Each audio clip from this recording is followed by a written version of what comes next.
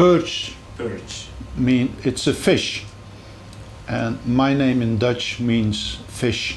It's a type of fish, baars, barsch. Okay. Barsch. Is that German? Barsch? Barsch, yeah, that's German. Okay. Perch is English. I don't know in Hungarian. It's a huge one, eh? It's so... You have different baarses. Yeah. But they have, on top of their back, they have the fins, and these are very sharp. And they bite like that. Okay, I will check it out. Very dangerous fish.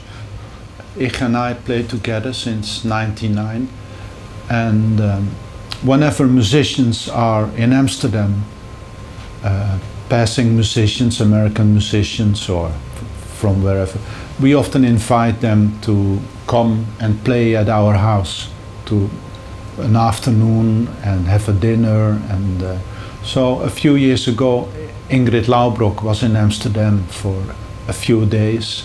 So I wrote her an email because I liked her playing very much, and I thought it might be nice to make music with her.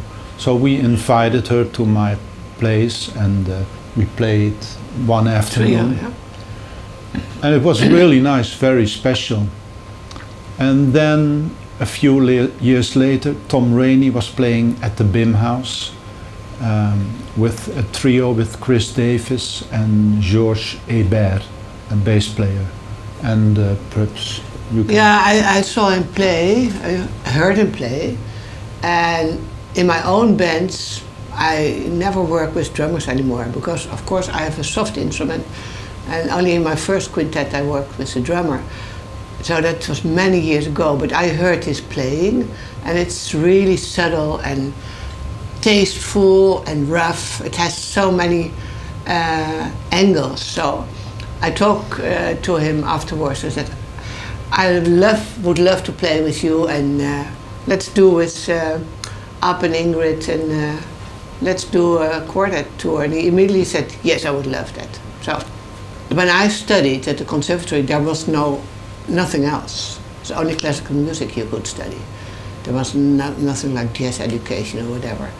And I was always unhappy what I was doing, but I didn't know what I wanted. So I did a lot of symphony orchestra work and classical music. And then I met some girlfriends, and we all had boyfriends who were in bands. So we wanted to improvise also. So we started the Sunday afternoon band. We really had to learn that. But then we were invited to play everywhere. It was the second women's movement in Holland. And then we needed repertoire, so I started writing songs. I never did it, but we were a little bit more in the direction of rock and pop music. And that's slowly I went there, and then I didn't want to read music anymore, so I was always on stage without sheet music. And then at a certain moment I thought also that kind of music was too, how do you say, was not free enough for me. So I did some workshops in more free music, and I started my own band in '85. So it went in a very natural way. Yeah, I started with piano and then violin, and I was in a contemporary orchestra. And they needed a viola, and nobody played the viola, so two of the violin players said, okay, let's try. And I immediately fell in love. I never went back to the violin anymore. It's really I think also my character, you're in between all the other instruments, so you hear what's happening, and the violin players are more the virtuoso kind of above, and so I felt really at ease with my viola. And also the sound, of course, it's so beautiful. Yeah. When I was 15, I got my first saxophone, and I immediately started improvising. I played in pop bands, but then I tried to find ways to escape the material, and I thought by means of improvisation that was the perfect way to do that. And then I started listening to jazz music, improvised music, and found my way for my own style and direction. And but I never thought. No, I knew from the very beginning that I wanted to improvise. That I was always interested in Japanese traditional music, and I had some records with Japanese traditional music, and they had orchestras, they had music for koto, for other ensembles, but also some pieces for shakuhachi, and I really liked the sound of it. And in 2005 I decided to go to Japan on my own for a month to travel around, and I worked with a Buto dancer, a Japanese traditional dance. And after one of the concerts, a man came up to me and said, I heard you are interested in shakuhachi. Come to my shop tomorrow. I have a shop in second-hand things, and I have a shakuhachi for you. So I went to the shop, and I didn't know how to play the instrument. So he gave me one, and I tried, couldn't get a sound of it. But I said, okay, I'll buy it, and I bought it. And then I came back in Holland. Nobody knows what a shakuhachi is, so after a while I found one person in Holland who played the shakuhachi. And I took some lessons and started improvising, which is not very common because it's an instrument with a long tradition.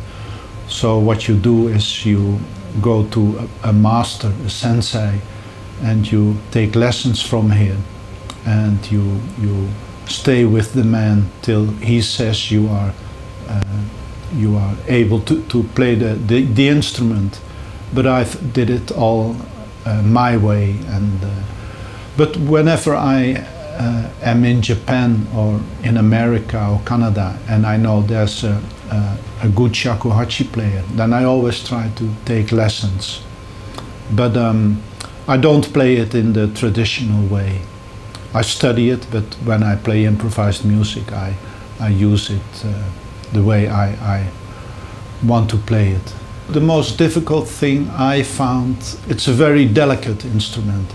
So you have to blow in a very soft, and I'm used to saxophone and very heavy reeds and big mouthpiece. So I always put a lot of power into my playing.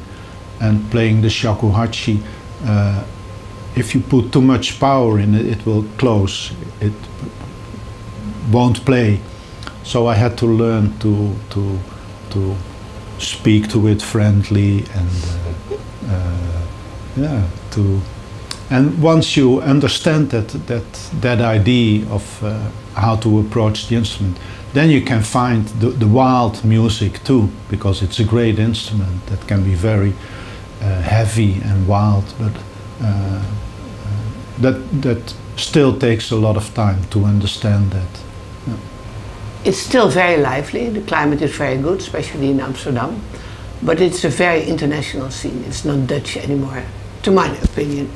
So a lot of young players come to the Netherlands to do their masters. And now a couple of young players, they are at the end of the 20s, beginning of 30s, and they really mix with the older free improv scene. And also a lot of young classical players want to improvise. So I think it's everywhere in the world, but all these circuits come more and more together. And that's in Holland. Maybe we started a little bit with that kind of like players like Guus Jansen, the composer, who also improvised on piano, and we have more players who did that, who are both working in the classical field, like I am also a composer for. So maybe that started a little bit in the Netherlands, but what we experienced also as a duo, we toured a lot also in Japan, where we played with Japanese players where we could not talk with because there was no English words. So we did lovely concerts there. So this whole way of playing without any appointments, I think by now it exists all over the world. Also from world music where people improvise, and we play a lot with. Don't you think so? International musicians, yeah, I think everywhere so over the world, and so many players. But some young players from Brazil, for instance, came to London or Amsterdam to be in that circuit. And now in Brazil it's also starting. So, but there's a gap between the people maybe who reached 50 years and younger players, maybe a gap from 20 years where they all went to this more traditional jazz because there were this educations at the conservatories and people could learn that kind of stuff. But now there are much more younger free players as well in all these different disciplines, I think. You agree with me? Yeah, and I think one important reason is also that Holland is very small and Amsterdam is very small. So if you want to meet people, you step on your bicycle and you go and make music. And I think in cities like Paris or London or Berlin, it's always very difficult because you have to travel for hours before you can meet other people that are interested in the same things. And I think that's an advantage. Yeah, you mean that's good for the climate in Amsterdam, Yeah, and it's still that's totally true. We play with all kind of young players, older players. You can just meet very easily. So the climate still is very good in the Netherlands, yes. And there's no hierarchy between good players and beginners. Good players ask beginners, and beginners ask good players is not the word, but more experienced players. Yeah.